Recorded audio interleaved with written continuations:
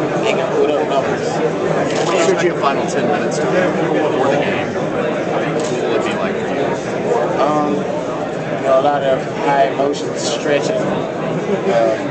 Everybody pumped up and get ready to walk out for the final. Sergio, you guys come in here almost as a disrespected underdog, much like 4 years ago when Texas was here to play USC. Has Coach Brown capitalized on that? Has he talked about any of the similarities between that game and this game?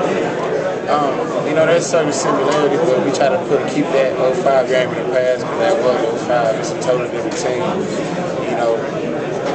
A totally different year. So us being the underdogs is just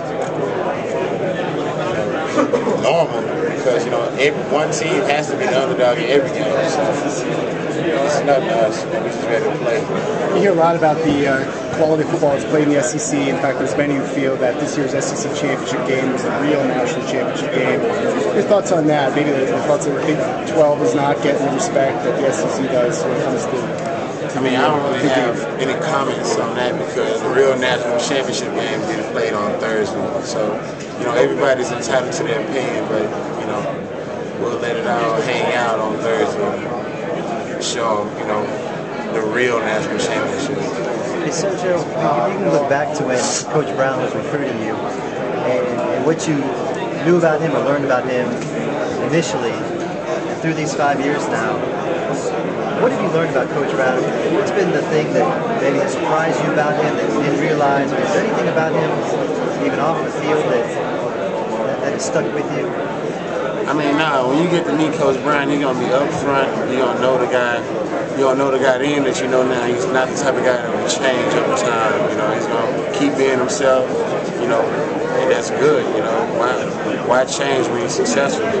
So he's as genuine as, not even in a negative way. No, yeah, I got you, yeah.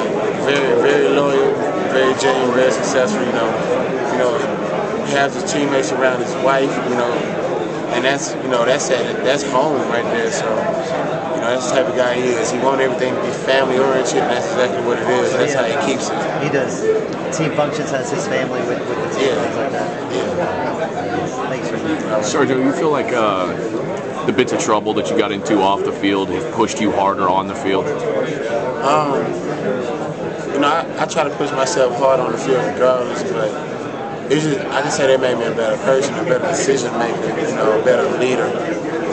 But so far as pushing hard on the field, I have to do that regardless if I want to better myself as a player.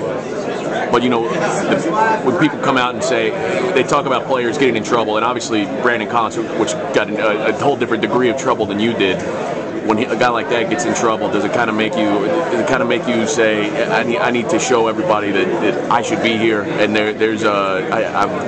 lessons are learned, and I'm here to play football and play football only? Well, yeah, hopefully if they haven't found that out by now, then they probably never will. All I can do is do my best to stay out of trouble. Do only what I can do within myself. I can't take no extra step that I don't have. So. Play a little running back in high school, right? Did you, kind of make you want to suit up at running back and play against this Alabama defense that everybody's so high on? When you see a guy like Terrence Cody standing there, and obviously you're a big physical dude, maybe somebody he wouldn't swallow up. Does it kind of make you want to side up on the offense? No, I got total faith in our backs. We got about 20 of them, so some of them, we gonna get it done. So, I just stick to my side of the ball and take it from there. Seeing a guy like Mark Ingram, who there's good backs in the Big 12. There's no Mark Ingrams in the Big 12, and there may not be a Trent Richardson.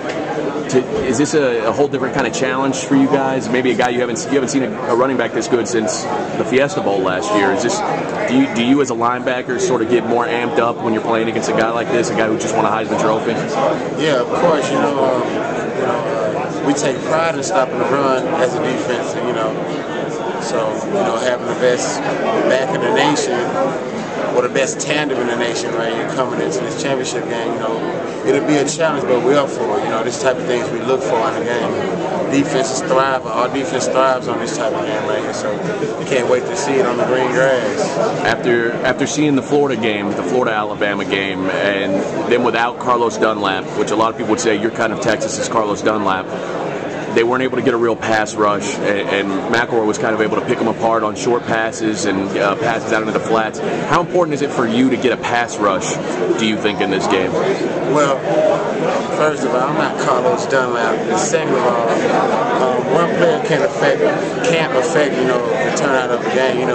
They recruit guys that is equally as good as Dunlap year in and year out. So, I can't say him not playing lost them the game, but of course we're gonna need to get a pass rush on this guy because he's very accurate when he's not under pressure. So if we can stop the run and get pressure on him, we have a good chance of having the game go our way.